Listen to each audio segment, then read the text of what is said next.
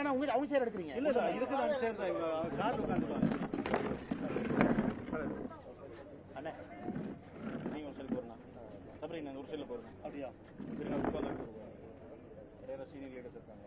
Senior ஆறு இருந்தா இல்ல போறேன். அதுதான் பக்கத்துல தெரியுது.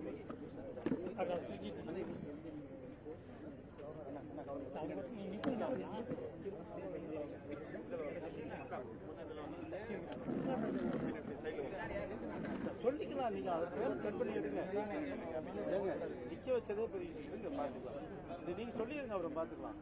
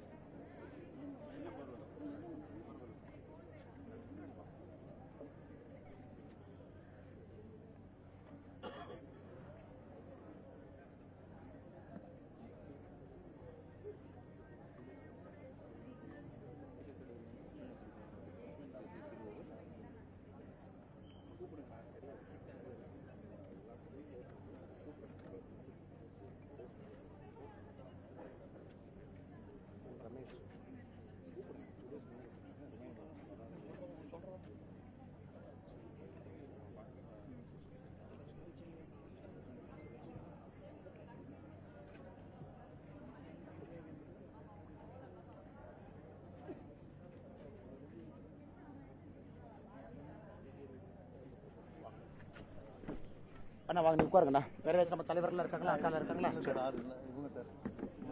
தங்கம் நீங்க ஸ்டூடெண்ட் தானே, நீங்க டிவில வராதீங்க. அரசியல்லாம் பேசுவோம், காலேஜ் ஸ்டூடெண்ட்லாம் வராதீங்கப்பா டிவில. அப்ப நம்ம ஏதாவது பொலிட்டிக்ஸ் எல்லாம் பேசுவோம், நாளைக்கு ஒரு பிரச்சனை இருக்கக்கூடாது. அதெல்லாம் அவங்க முகம் தெரியக்கூடாது. கட்சிக்காரங்க மட்டும் இல்லைங்கண்ணா. ரைட்ண்ணா, சூப்பர் சூப்பர். ஆனா நீங்க தானே கேள்வி கேட்கணும்.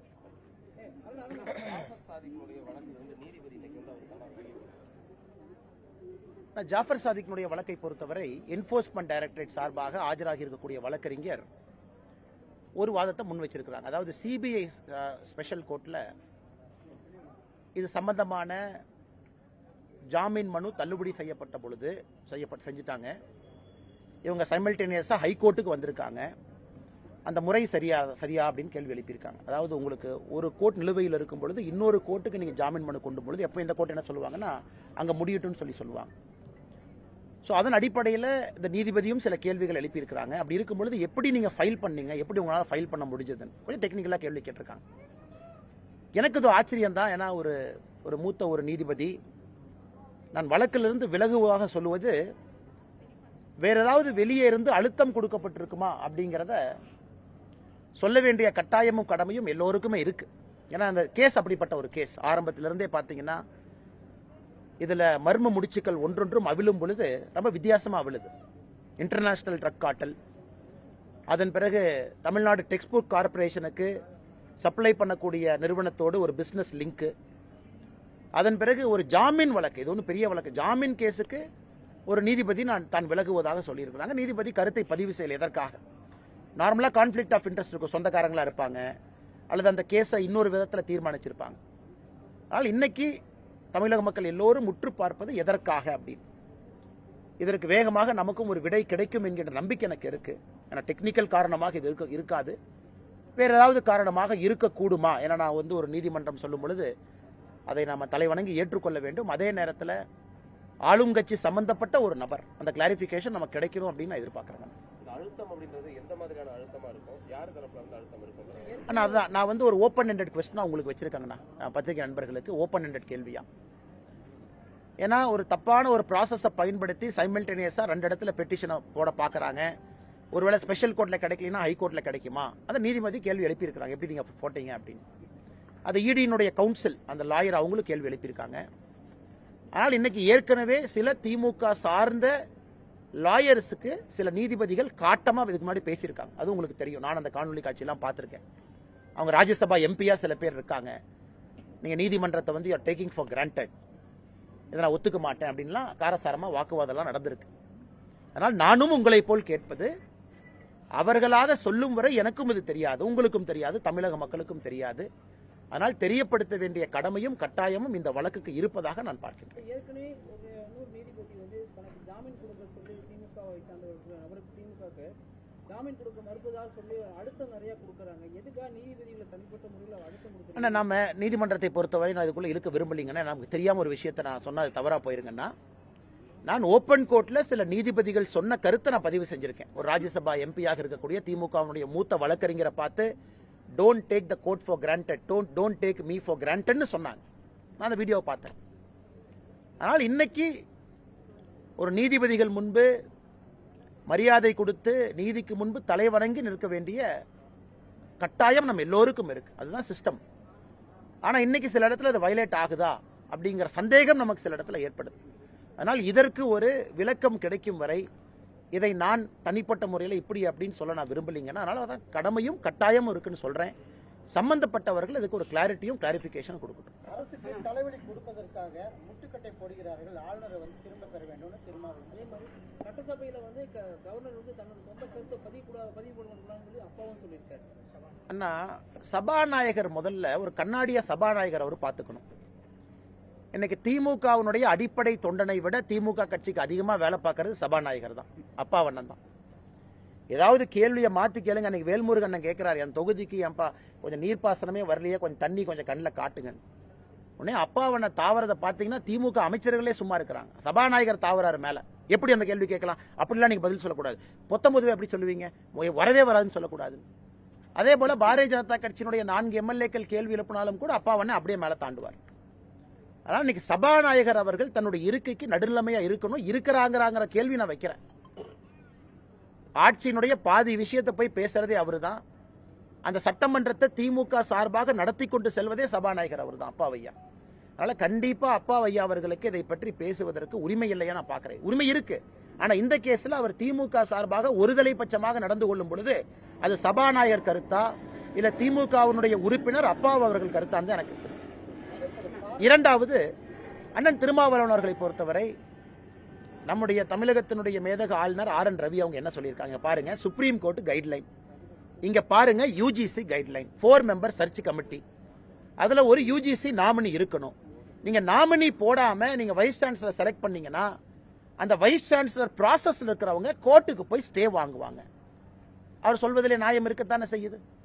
உச்சநீதிமன்றத்தினுடைய தீர்ப்பும் UGC பல இடத்துல அவங்களுடைய வழிகாட்டுதலும் ஒரு UGC நாமினியை வெய்யுங்கன்னு சொன்ன பிறகு தமிழக அரசு ஒரு பிரஸ்டீஜ் இஷ்யூ எடுத்து நாங்க வைக்க மாட்டோம், கோவிச்சலினா வைக்க மாட்டோங்கிறாங்க.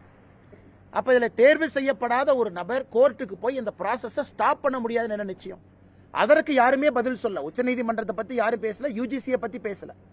இவர்கள் வந்து ஆளுநருக்கும் தமிழகத்தினுடைய உயர்கல்வித்துறைக்கும் சண்டை போட்டுட்டு இருக்காங்க. இன்னைக்கு பிரச்சனை என்னங்கன்னா, இதனால 6 கல்விக்கூடங்கள் 6 பல்கலைக்கழகத்தில் வைஸ் சான்சலர் இன்னைக்கு இல்லை.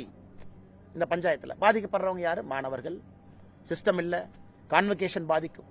அதனால் அன்பான வேண்டுகோள் தமிழக அரசுக்கு, உச்சநீதிமன்றத்தினுடைய நடைமுறையும் UGC நடைமுறை, உயர்கல்வி UGC கீழே இருக்கு. அது தமிழக அரசு ஒருதலை பட்சமாக இண்டிவிஜுவலா 100% உங்க கண்ட்ரோல் இல்ல. அது shared responsibility, shared power, concurrent லிஸ்ட்ல அது இருக்குதுங்க. அப்படி இருக்கும்பொழுது தமிழக அரசு தன்னிச்சையாக முடிவெடுப்பதற்கு எங்க அதிகாரம் யார் அவங்களுக்கு கொடுத்திருக்காங்க? அதை அமைச்சர் அவர்களோ முதலமைச்சர் அவர்களோ அண்ணன் திருமாவளவன் அவர்களோ பேசாம அவர்களும் இந்த குட்டைய குழப்பத்தான் பாக்குறாங்க. அதே வேளையில உயர்கல்வித்துறை அமைச்சர் கோவிச்செல்வன் என்ன சொல்லியிருக்காருன்னா, ஆளுநர் கல்வியில வந்து அரசியல் செய்யக்கூடாது அப்படின்ற ஒரு கருத்தை. அண்ணா, கல்வியில இவங்க அரசியல் பண்றனாலதான் ஆளுநர் அவர் கருத்தை சொல்றாரு. அதனால செல்லியனுக்கு என்னுடைய அன்பான வேண்டுகோள் என்னன்னா, நீங்க அரசியல் பண்றீங்க கல்வியில, அதனாலதான் ஆளுநர் இன்டர்ஃபியர் பண்றாங்க. நீங்க அரசியல் பண்ணா ஆளுநரே இன்டர்ஃபியர் பண்றாரு. சர்ச் கமிட்டி போட்டு UGC நாமினி வந்து பணம் கொடுக்காம தமிழ்நாட்டில் வைஸ் சான்சலர் போஸ்ட் எப்படி இருந்துச்சுன்னு பல பேருக்கு தெரியும். மார்க்கெட்ல எவ்வளவு வேல்யூ வைஸ் சான்சலருக்கு பணம் கொடுத்ததுக்கு முன்னாடி எப்படி நடந்துச்சுன்னு தெரியும். அதுக்குள்ள நான் போக விரும்பலீங்க.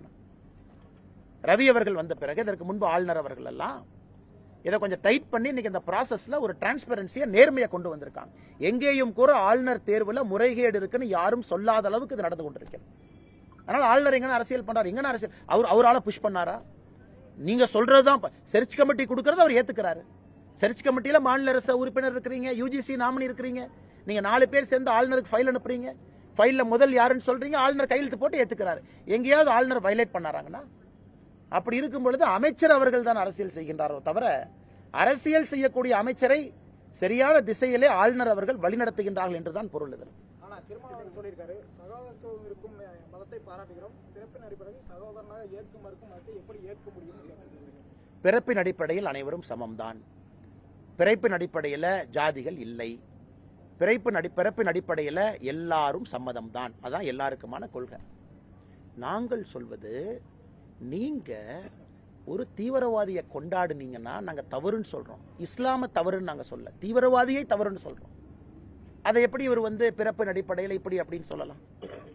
அதனால இன்னைக்கு அண்ணன் திருமாவளவன் அவர்கள் சொல்லட்டும். காங்கிரஸ் கட்சி கூட்டணியில் இருக்கார், திமுக கூட்டணியில் இருக்கார், பாரதிய ஜனதா கட்சி. அண்ணன் திருமாவளவன் அவர்கள் மனசாட்சிப்படி சொல்லட்டும். இவரே தான் 2012 பாராளுமன்றத்தில் காங்கிரஸ் திமுகவை எதிர்த்து இவர் தான் சண்டை போட்டார். என்சிஆர்டி டெக்ஸ்ட் புக்ல ஒரு கார்ட்டூன் இருந்துச்சு. அந்த கார்ட்டூன் எப்படின்னா, நேரு அவர்கள் கையில சவுக்கு, அம்பேத்கர் ஐயா அந்த அரசியலமைப்பு சட்டத்தை செஞ்சுட்டு இருக்கிறாங்க.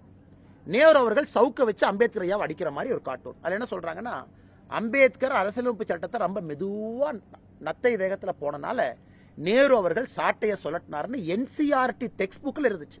அதை எடுத்தது நாங்க, நம்முடைய அரசு வெளியெடுத்தோம். அதை இதற்காக 2012 காங்கிரஸையும் திமுகவையும் எதிர்த்து பாராளுமன்றத்தில் போராடியது அண்ணன் திருமாவளவன் அவர்கள்.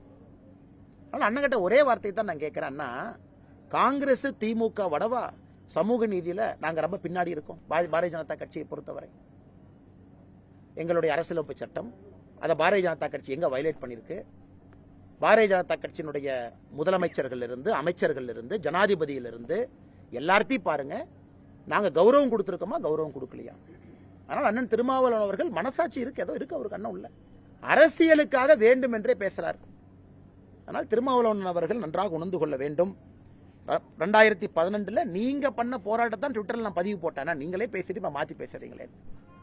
இன்னைக்கு அவர் அரசியல்ல அவர் கட்டாயம் திமுகவோட இருக்கணும், திமுக சொல்றது எல்லாம் பேசணும், கிளிப்பிள்ளையை போல் பேச வேண்டும் என்று. இன்னைக்கு அவர் நிலைமை அப்படி ஆயிடுச்சு. நான் சில இடத்துல ரொம்ப வருத்தப்படுறேன்.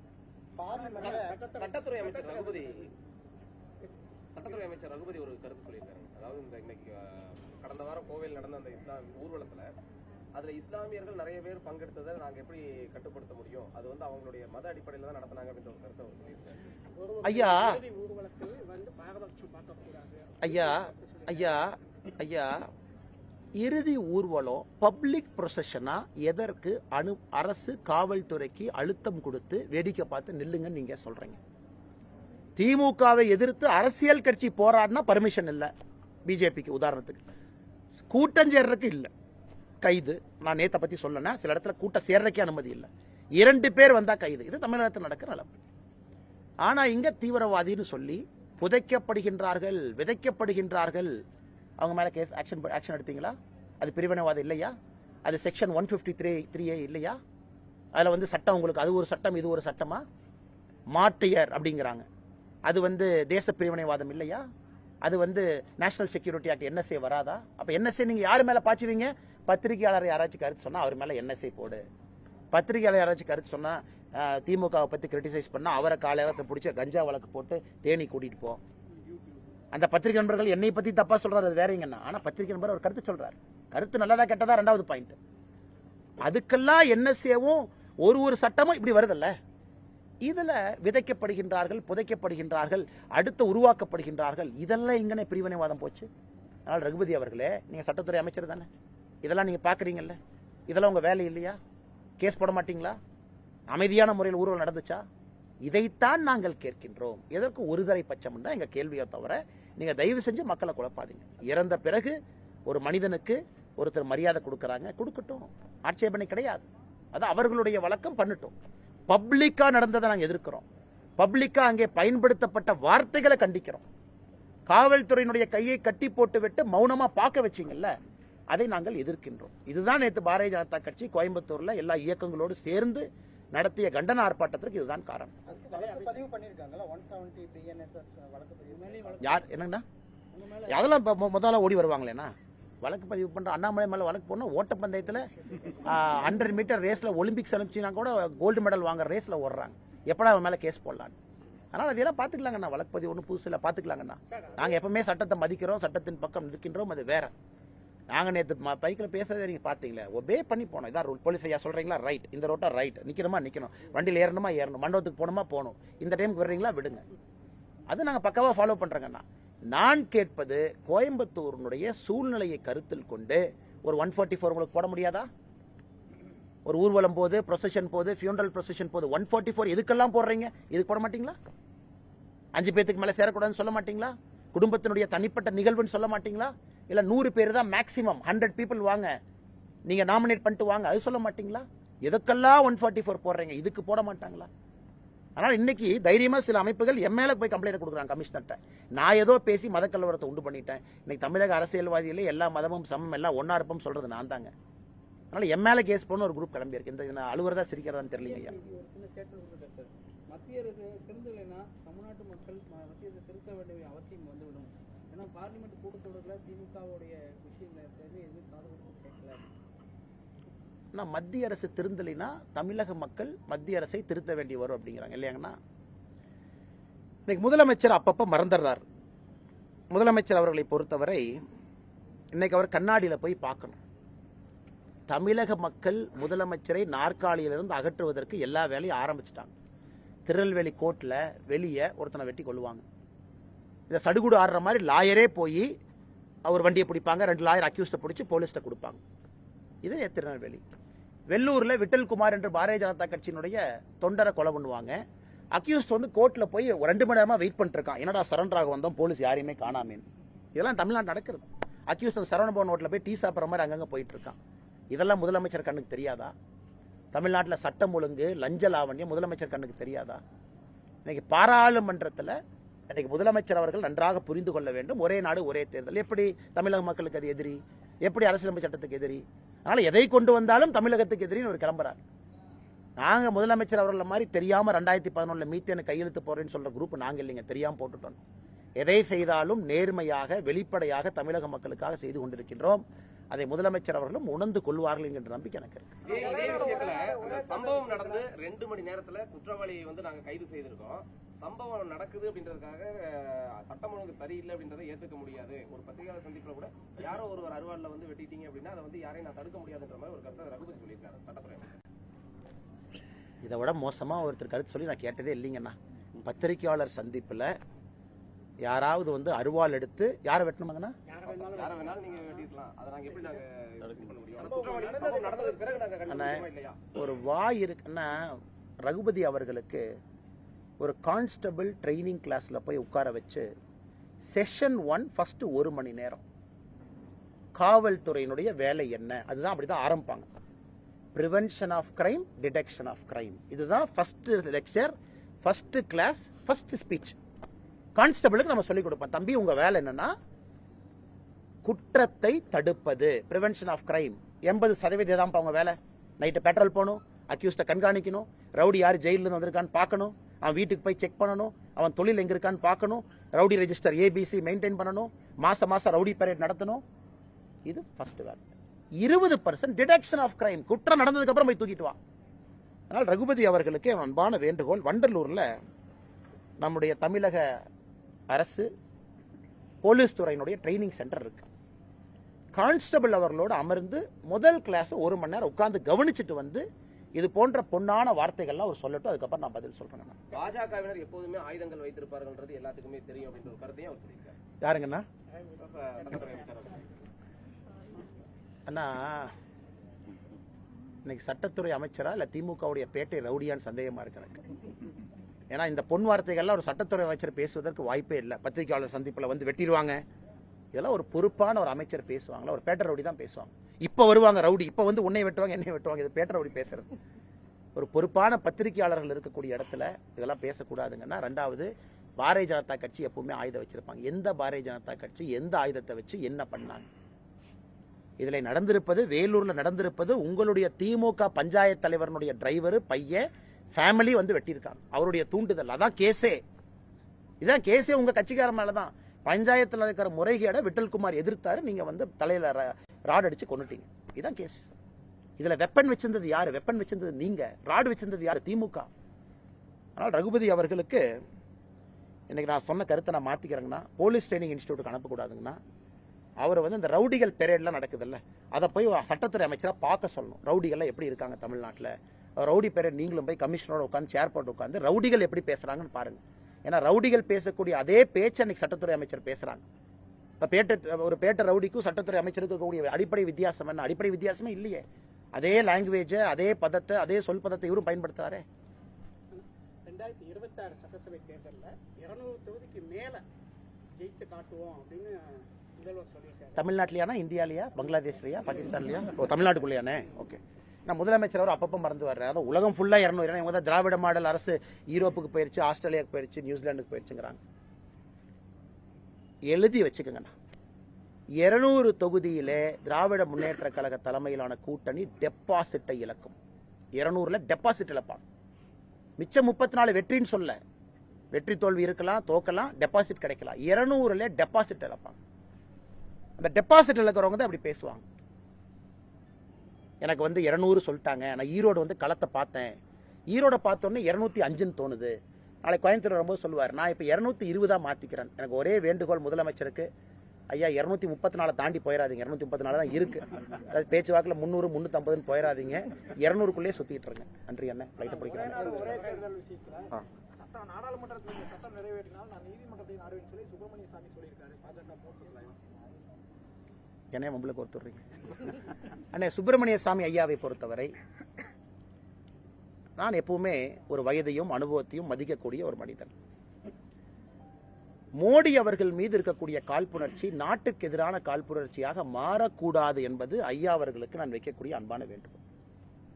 தேர்தல் இப்போதைக்கு நடத்த முடியும்னு சொல்லி வார்டு மறுவரைக்கு பிறகுதான் அதை நடத்த முடியும்